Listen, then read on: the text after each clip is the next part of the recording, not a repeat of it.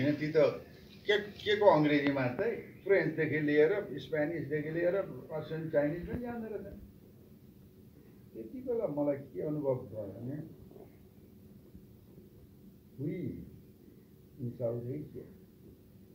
अंग्रेजी त सबै बुझ्नुहुन्छ होला हैन talk a lot but say a little बोल्नु एउटा कुरा हो भन्नु खास कुरा भन्छ कि भन्दैन भन्दा नभन्दा गफै गर्दा कुरा बुझ्नुभयो कि भाइ गफै गरे अन्त गफ गर्नलाई त के भयो यताउता सोच्नै परेन नि जे भन्दा पनि भयो जे भन्दा पनि भयो जसो गर्दा पनि भयो जापानबाट आउनेहरू चाहिँ they speak they talk a little but say a lot अलिकति शब्द प्रयोग गर्ने तर कुरा that's the difference between us and the Japanese in terms of verbal communication system बुझ्नु भएन अनि त्यसले गर्दाखेरि के रियलाइज भयो भने they speak the language of silence तिनीहरू मौनताको भाषा बोल्छ अनि शब्दहरू थोरै प्रयोग गर्छ एउटै शब्दले एउटा वाक्य हुन्छ उनीहरूको being a poet myself कवि भएको नाताले I was aware of economy of words शब्दको अर्थशास्त्र मलाई थाहा छ अथवा त्यसलाई कसरी इकोनोमी बनाउने तर I was not aware of economy of sentences वाक्यकै लुप्त हुने के अनि कसरी बुझ्ने हो हामी त खतम र उनीहरुसँग गर्दाखेरि कम्युनिकेसनै ग्याप हुन्छ हाम्रो एक शब्द भन्छ के बुझ्नु पर्ने हामी बुझ्दै कुरा बुझ्नुभयो के त्यो कल्चरले डेभलप गरेको हो हाइकु कविता यो हाम्रो सारा दिनभरिदेखि 7 दिन 7-8 सम्म सप्ताह लगाएर कुरा गरेर बस्ने मान्छेले अनि फुर्ती गर्ने हाइकु कुनै पनि राइटिङ फर्म्सहरु निर्मित हुनुको पछाडिपटि उसको कल्चर उसको त्यो के कल्चर स्पीच भाषाको अनि त्यसैपछि जापानमा के पनि आयो भने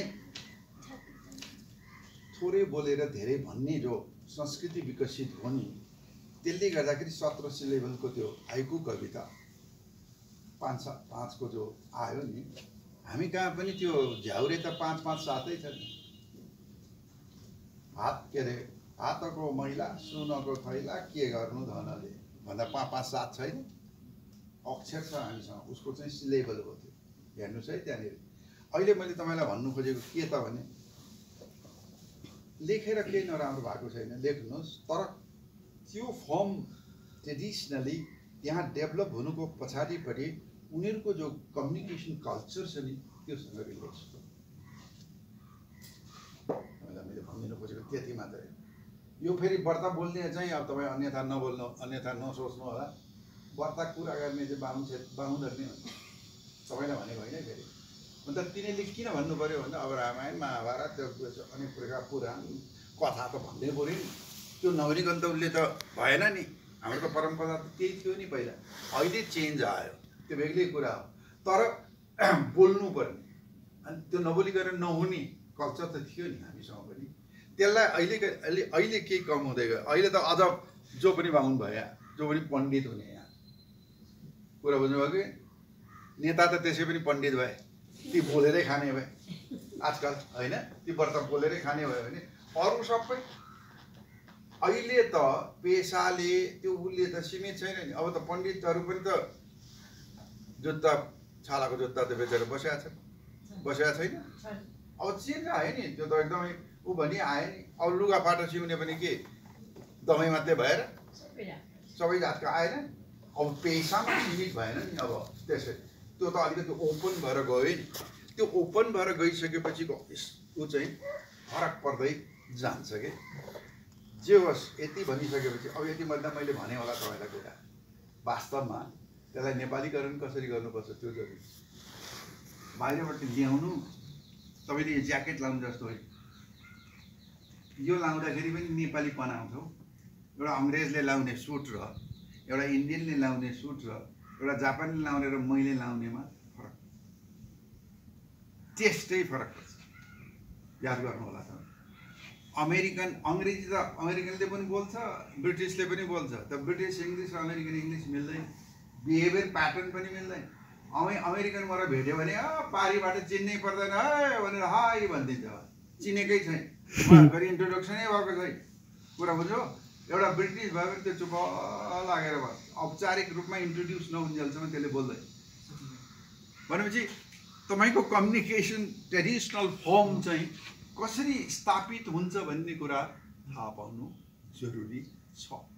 त्यस कारण अहिले हामी हाईको फेसन भइरहेछ, गजल फेसन भयो। गजल चाहिँ आएको इन्डियामा त मुसलमानहरू लिएर आएको, त्यो पनि सुरा र सुन्दरीसँग सम्बन्धित थियो पहिला। तर त्यो इन्डियामा आइसकेपछि मोतीराम भट्टले बनारसमा बसेर लखनऊ बस्दाखेरि नेपाल लिएर आएको। त्यसमा नेपालीकरण हुनु मैले फर्स्टमा भन्नु खोजेको छु तपाईँलाई। मैले ल्याऊ तर त्यसलाई त्यो जस्ताको तस्तै त्यही रूपमा बुझ्दै नबुझिकन बुझ्नु त पर्यो नि। किन त्यसो भए त्यो मात्रै भयो त? हामी कहाँ किन भएन? हामी कहाँ पनि सेलो लेखे भइगयो नि यार, किन नहुनु? त्यसलाई पपुलराइज गर्न किन नमिल्नु?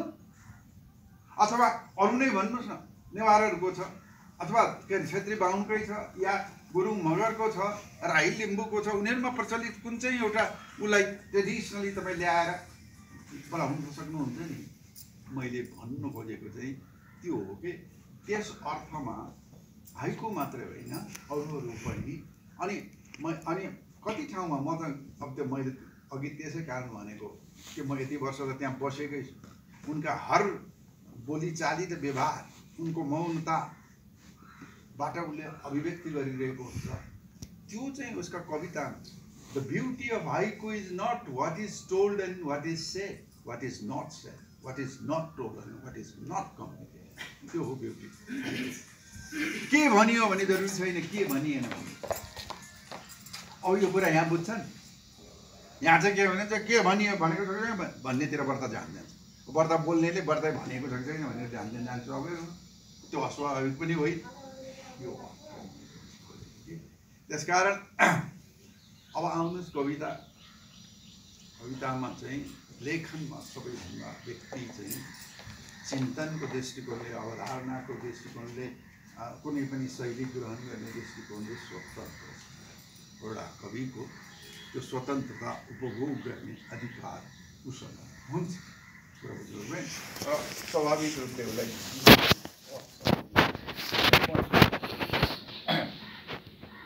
कवितालाई चाहिँ मैले जहिले पनि के भनेको छु भने तपाईँ इमान्दार, आफूलाई लागेको कुरा चाहिँ कसले के भन्छ, कसले गर्छ, प्रशंसा गर्छ कि गर्दैन, कसले आलोचना गर्छ भन्ने वास्ता नगर्नु।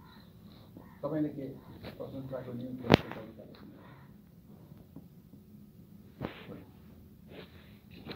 कविता भनेको आफूलाई फिल भएको, आफूलाई लागेको कुरा नढाँटिकन इमान्दारीपूर्वक भन्ने कुरा। चाहे दुःखको, चाहे सुखको, चाहे जे भन्नुहोस् न, चाहे पीडाको, जे पनि भन्नुहोस् न, चाहे वैचारिक रूपमा आउने वैविध्यको कुरा होस्, त्यो लेख्ने क्रममा म अर्काको कुरा जान्दैन। कविता लेख्नुभन्दा पहिले कविता बाँच्छु भनेको चाहिँ कविता मभित्र त्यसले मलाई स्पर्श गरेर छोइसकेपछि त्यो आफै विकसित, अनि त्यो विकसित भएर पूर्ण रूपमा जसरी एउटा आमाले गर्भवासको बिजारोपण भइसकेपछि त्यो जन्मिएको निम्ति 8-9 महिना उसलाई लाग्छ भने कविता लेख्नको निमित्त पनि कविलाई कत्तिकै आँसु कवि हुन्छ। हावा कुरा गरेर चाहिँ के को आँसु कवि त्यहाँ भन्ने बित्तिकै कविता लेख्न आउनुपर्छ भन्ने जरुरी छ र? मैले कविता 30 वर्ष भयो अहिलेसम्म पुरा गरेर लेखेको छु। त्यो कविता मभित्र पूर्ण रूपमा विकसित नहुँदासम्म त्यसलाई म जन्म दिन्छु। कुरा बुझ्नुभयो है? त्यो कविता पूर्ण रूपमा बाँच्नु भनेको त्यसलाई फिल गर्नु पर्यो। त्यो फिल गर्नुभएको छ कि चाहिँ कसैको त्यो के अरे फेसन जस्तो होइन कविता। कविता तपाईँको अनुभव र अनुभूति र तपाईँको भावनासँग इमान्दारीपूर्वक तपाईँले लेख्नुपर्छ। त्यो लेख्छु म चाहिँ। त्यस कारण अरूलाई म जान्दिनँ, आफ्नो कुरा भनिरहेको छु, तर म जे भन्छु त्यही नै साँचो हो भन्ने पक्षमा दृढ रूपले विश्वास गर्छु। अनि त्यहाँ इमान्दार अनि कति कविताहरू 3-4 रात दिन नसुतेर पनि लेखेँ, किनभने त्यो नलेखिन्जेलसम्म म एउटा के अरे जुन जीवनको एउटा उसमा हो आउनुपर्ने हो त्यहाँ आएको छु, आउँदैन। त्यसै कारण चाहिँ स्टाइलको रूपमा, फेसनको रूपमा, एउटा हल्ला गर्नुको रूपमा कविता अथवा निबन्ध, कथा, उपन्यास र नाटक लेख्ने कुरा भने कुहाएर खाने जो कल्चर छ नि, त्यो चाहिँ सेन्ट्रल एसियादेखि पोलिनेसियासम्म उता हवाईसम्म पनि छ। अनि हामीहरू जति पनि गुन्द्रुकको सिन्की भन्छ त कुहाकै त हो नि, सिन्कीलाई नै उहाँ के अरे कोरियामा किम्ची भन्छन्। किम्ची भनेको सिन्की त हो। त्यसमा तीनटा चिज आउँछ नि नेपाली कल्चरमा, कुहिएर खाएकोमा चाहिँ त्यो अलिजिको बनिरहेको चाड, रक्सी, गुन्द्रुक। रक्सीको कुरा त भन्नै बाँकी छ, सुनेकै रहन्छ होला। अब त्यो सेन्ट्रल एसियादेखि नै त्यहाँसम्मै छ। अनि त्यो चाहिँ पछि गएर के भयो भने खानाको परिचायक बन्यो। अनि अब जाँड खाँदैनन् पश्चिममा, व्रत खाने मरेर त तिनै छ झन्, त्यो त आजभोलि त हुस्केर भएर के भएर आयो नि, नआएको होइन नि। तर त्यसलाई त्यो रूपमा विकसित गराउनुको निमित्त र त्योसँग जोडिनु, कल्चर त्योसँग जोडिएको पनि छ नि, त्योसँग जोडिनुमा तपाईँले माथि भन्नु अब हिमालतिर बस्ने जाँड नखाएको हेर्नु, जाडो हुन्छ, गर्मी बनाउनु पऱ्यो, खाना नै त्यसरी बन्छ।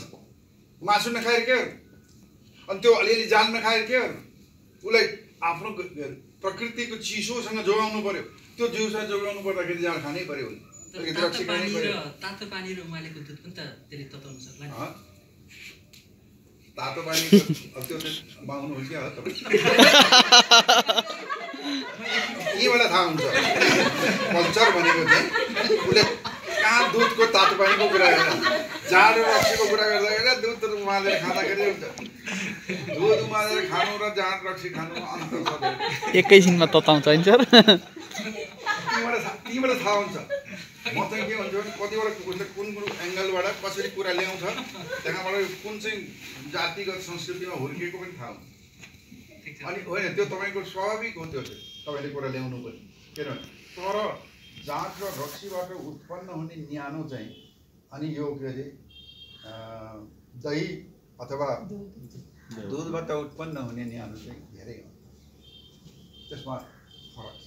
मैले त्यो तपाईँलाई भनिदिन लागेको। अनि अर्को एउटा कुरा के पनि छ भने त्यो सँगसँगै चाहिँ यो कल्चर धामी झाँक्रीको कि सेन्ट्रल एसियादेखि त्यहाँसम्मै पुग्छ, त्यो जम्मै आउँछ कि धामी झाँक्रीहरू जम्मै पनि आउँछ। अहिले मैले तपाईँलाई त्यो भन्नु परेको चाहिँ के भने कविता लेखन पनि एक वा अर्को प्रकारले यिनै संस्कृति मूल्य मान्यतासँग घनिष्ठ रूपले अविच्छिन्न रूपले जोडिएको। जस्तो अब तपाईँले ठ्याक्कै त्यो दुध ल्याउनु हो नि, त्यहाँबाट ठ्याक्कै थाहा भइहाल्छ। अब त्यो फेरि अब दुध दहीसँग जाँड रक्सी नखाने त दुध दही नखाइ के खान्छ? दुध दही दिने जनावर खाएर मात्रै त भयो, कुरा त्यो आयो। मासुको त्यो पनि कल्चर। अनि अर्को एउटा तपाईँलाई के चाहिँ आयुको कुरा आउँछ, 16 वर्षको राम्रो पनि प्रतिभा सम्पन्न व्यक्ति छ र लेखक छ, त्यसलाई मान्नुपर्छ। 16 वर्षको चाहिँ किशोर हो, बच्चा हो, बालक हो भनेर त्यसको प्रतिभालाई व्यवस्था गरेर मिल्छ, अन्याय हुन्छ, सबैभन्दा मानवीय अन्याय हुन्छ। यसबाट पनि हामी बच्ने प्रयत्न कोसिस गर्छौँ। प्रतिभाको उमेर हुँदैन, त्यो 100 वर्ष, त्यो 70 वर्ष, त्यो 25 वर्ष हुँदैन बाबा। कोही 30 वर्षमा, कोही 40 वर्षमा, कोही 15 वर्षमा पनि त्यो प्रतिभा आउन सक्छ। प्रतिभा भएको व्यक्तिले प्रदर्शन गर्ने ठाउँ नपाएको पनि हुन सक्छ। यति याद कुरा गर्नुहोस् त। त्यसकारण हाम्रो कल्चरल उसमा नै यो कन्सेप्चुअलाइज गर्ने अवधारणा प्र्याक्टिसमा पनि ओभरअल चेन्ज आउनुपर्ने आवश्यक छ। मैले तपाईँलाई एकदमै रूपमा भन्नु परेको। म त अझ के भन्छु भने मलाई लेख्नुपर्ने भयो, नलेखी भएन भने आधा रातमा पनि लेख्छु, दिनभरि खाना नखाएर पनि लेख्छु। हेर्नुहोस् है, त्यहाँ लेख्नु मन के अरे छैन, जबरजस्ती कसैले लेखाएर त लेख्दै लेख्दैन। म एकाडेमीको मेम्बर भएको कति बेला थाहा छ? 28 साल। I am the youngest member Nepal Academy. 28 सालको उमेरमा एकाडेमीको मेम्बर भएँ, फेरि कन्टिन्यू भएँ। जसको किताब पढेर मैले आइएर बिए दिएँ तिनीहरू नै मेरा कलिग भए एकाडेमी। कुरा बुझ्यो कि भाइ? हेर्दै के अरे हाम्रो सूर्य विक्रम गेवाली पनि थिए, केदारमान व्यथित पनि थिए, अनि जसको किताबहरू पढेर म आइएर बिए जात दिएँ तिनीहरू पनि थिए। हेर्नुहोस् है, त्यहाँनिर सत्यमोहनजी कलिग हो मेरो, वी वर टुगेदर, सँगै थिएँ। त्यो पनि हामी दुई पटक सदस्य भएको म। त्यसकारण एउटा कुरा चाहिँ के हुँदो रहेछ त भन्दा रिकग्नेसन कति बेला कसले कहाँ पाउँछ त्यो भन्न सकिने। अब चाहिँ भन्न सकिने हो कसले कसको झन्डा बोकेको छ, कसले कसको झोला बोकेको छ, को चाहिँ 4 आना सदस्य भएको छ, यो हुन्छ भन्ने कुरा थाहा हुन्छ। अहिले म चाहिँ एकाडेमीको आजीवन सदस्य छु। अहिले पनि म एकाडेमी जाँदा अहिले एकाडेमीका सदस्यहरू को हुन् मै चिन्छु। मैले नचिनेपछि त्यो एकाडेमीको सदस्य होला र भन्ने लाग्छ कहिले, किनभने म चाहिँ त्यो क्षेत्रको सूचना राख्ने मान्छे। कुरा बुझ्नुभयो कि? मलाई नै थाहा छैन भनेपछि कहाँबाट आयो मलाई थाहा हुन्छ। यस्तो हुन्छ क्या, सिस्टम निर्मित हुनु पर्यो। हाम्रो झै झगडा पनि भन्दा कुर्सीको झगडा बढी, कुर्सी भनेको जागिरको झगडा बढी। हाम्रो शक्ति भनेको कुर्सीमा गएर बस्यो, साहित्य पनि कुर्सीमा गएर बस्यो। अहिले चाहिँ साहित्यमा राजनीति मिसेको जस्तो लाग्छ। साहित्यमा राजनीति होइन, अब राजनीतिमा साहित्य मिसेको भए त राम्रो हुन्थ्यो, तर अब भएन। दुर्भाग्य दुर्भाग्य हो होइन। त्यो चाहिँ हो। तर मलाई सुन्नुहोस् तपाईँ, मलाई जब 36 सालमा मेरो सेकेन्ड टर्म सकियो, आई वाज अफर्ड सदस्य सचिव। मैले भने म खान सदस्य सचिव। त्यस्ता मान्छे बिरलै हुन्छ जसलाई सदस्य सचिव दियो त्यो खान्न भन्ने। त्यही बिरलै मान्छेको मध्येको म एउटा मैले नखाएपछि मैले के भने म प्रशासनिक काममा जान पर्थेन र म यो फाइल चलाएर अनि टिप्पणी लेखेर म बस्दै भने मन नभएपछि को आयो? विजय मल्ल आयो। विजय मल्ल ऊ पनि टिप्पणी लेख्ने मान्छे होइन, तर ऊ चाहिँ के भने उसको इन्ट्रेस्टले आयो कि उसलाई ल्याउने मान्छेको इन्ट्रेस्टले आयो मलाई थाहा छैन। कुरा बुझ्नुभयो? अनि 44 तालेर त्यति बेला उपकुलपति नै एकाडेमीको सर्वेसर्वा त्यो अफर भयो। मैले त्यो पनि खाएँ, मलाई चाहिँदैन। एकाडेमीको के अरे कुर्सी मात्रै होइन, एकाडेमी त्यो कुर्सीले दिने मलाई गाडी पनि चाहिएन, त्यो गाडी चलाउने ड्राइभर पनि चाहिएन, अनि त्यसले दिने पैसा पनि आवश्यक छैन मलाई। जबकि म त्यति सम्पन्न र धनी मान्छे होइन, तर वैचारिक दृष्टिकोणले, भावनात्मक दृष्टिकोणले, लेखनको दृष्टिकोणले, चिन्तनको दृष्टिकोणले म अरूभन्दा अलग भिन्न र नितान्त कसैमा पर्न परिकन बाँच्ने मान्छे हुँ र यो आँटका साथ र हिम्मतका साथ कुरा गर्न सक्छु। चाहे त्यो राजा होस्, चाहे त्यो प्रधानमन्त्री, चाहे त्यो जो होस्, मलाई अर्थ राख्दैन। म तपाईँलाई त्यत्तिकै रूपमा लिन्छु। कोही पनि प्रधानमन्त्री, कोही पनि राजा, कोही पनि मन्त्री, कोही पनि कुलपति र उपकुलपति, कोही पनि सदस्य सधैँको लागि कहीँ पनि भएको छैन र हुँदैन। ती कुर्सीबाट निस्केको भोलिपल्ट भूतपूर्व भएका छन्। भूतपूर्व प्रधानमन्त्री, भूतपूर्व मन्त्री, भूतपूर्व कुलपति, कुनै कवि र लेखक, गायक, चित्रकार भूतपूर्व भएको सुन्नुभएको छ? नारायण गोपाललाई तपाईँ भूतपूर्व गायक भनेको सुन्नु भएको छ? देवकोटालाई भूतपूर्व कवि देवकोटा भनेर सुन्नु भएको छ? तर कुर्सीमा बस्नेहरू कुर्सी जोडेको भोलिपल्ट भूतपूर्व हुन्छ। त्यसकारण सोच्नुहोस् तपाईँ, सिर्जनाले एउटा कवि र लेखकलाई कति लामो आयु दिन्छ भन्ने कुरा इतिहासमा मात्रै अङ्कित हुन्छन्। त्यस्ता वास्तवमा मान्छे को सम्झिन्छ? जसले राम्रो काम गरेको छ तिनै सम्झिन्छ। प्रधानमन्त्री भएर पनि राम्रो काम गरेको छ भने ती मान्छे इतिहासमा अङ्कित हुन्छ। गरेको छैन भने राजा होस्, प्रधानमन्त्री होस्, मन्त्री होस्, के अर्थै राख्दैन, कुनै राख्नु पनि ती तत्क्षणका लागि मात्रै हुन्छ। कवि, लेखक र कलाकार, अघि मैले सिर्जना र स्रष्टाको कुरा गरेको थिएँ नि, स्रष्टालाई यसरी हेर्ने दृष्टिकोण विकसित गर्नु आवश्यक छ। धेरै लेखिरहनु पर्दैन। यो अहिले हावा कुरा गर्छ नि, यहाँ सङ्ख्यात्मक रूपमा यतिवटा के अरे 1 दर्जन कविता लेखा, के अरे किताब लेखा, 50-60वटा किताब लेखा, 50-60वटा किताब लेखेर के हुन्छ? राम्रो लेखेको छ भने एउटै किताब लेख्दा पुग्छ। राम्रो लेखेको छ भने 3वटा 4वटा किताब कविता लेखे पुग्छ, 3टा कथा लेखे पनि पुग्छ। नराम्रो लेखेर 300 भन्छ अर्थै राख्दै। सङ्ख्यात्मक रूपमा लेखनमा पनि गुणात्मक रूपले सम्पन्न भएको लेखन छैन भने अर्थ राख्दै। म त प्रष्टसँग बोल्न सक्ने मान्छे, त्यो हिम्मत, त्यो आँट अनि त्यो विश्वास मसँग छ र म त्यसरी नै भन्छु। म त 2टा कविता लेखेर प्रसिद्ध भएँ। एकाडेमीको मेम्बर हुँदा किताबै छापेको थिएँ। तपाईँ सोच्नु सक्नुहुन्छ?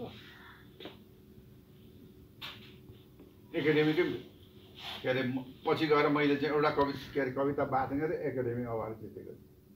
मैले माग्न गएको हुँदा एकाडेमीको मेम्बर भएर 9 वर्ष बस्दा राजाले दिएको त्यति बेलामा विषय हुन्थ्यो कि अहिले पनि विषय के दिन्छ, विषय हुन्थ्यो, विषय कविता कहिले लेखिनँ।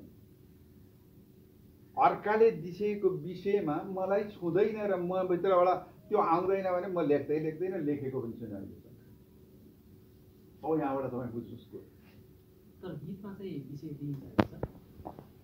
गीतमा के को विषय दिइन्छ? यो परिवेशमा, यो कथामा एउटा गीत भनेर कसरी दिइन्छ?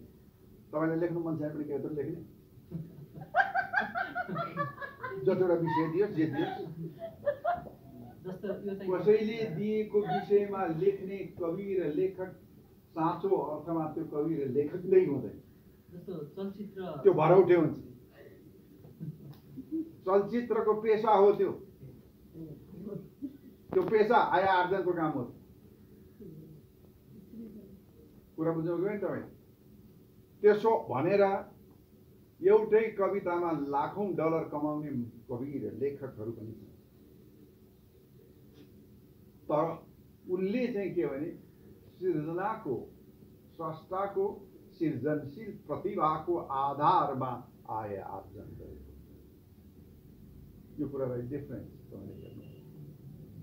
देखा। तपाईँको कन्सेप्टलाई मैले ट्रेडिसनल जो कन्सेप्ट, परम्परागत जो अवधारणा छ त्यसलाई अलिकति परिवर्तन ल्याउनु आवश्यक छ। अहिले मैले के कुरा गरिरहेको ट्रेडिसनली तपाईँले थिङ्क गर्नुभयो। विषय दिएर गीत लेखिने, विषय दिएर गीत लेख्ने त्यो व्यापारिक हो नि, आय आर्जन गर्ने ढङ्गले हो नि। म लेख्दिनँ भने मलाई के कसले कर लाउन सक्छ? लेखेको पनि छैन मैले एउटा कुरा। कसैले लेख्यो भने मलाई ईर्षा पनि छैन, द्वेष पनि छैन। तर म कुरा भन्न चाहिँ सक्छु यसरी र भन्छु पनि। मलाई बोल्नु पर्यो भने, मलाई लागेको कुरा भन्नु पर्यो भने कसैले मलाई रोक्न सक्दैन। कसैको हिम्मत हुँदैन त्यो रोक्न। म अहिले यसरी एनाउन्स गर्न सक्छु, लेखकसँग पनि यो आत्मसम्मान, आत्मविश्वास हुनुपर्छ र हुन्छ भन्ने पक्षमा प्रश्न छ। त्यहाँ लेखक कसैले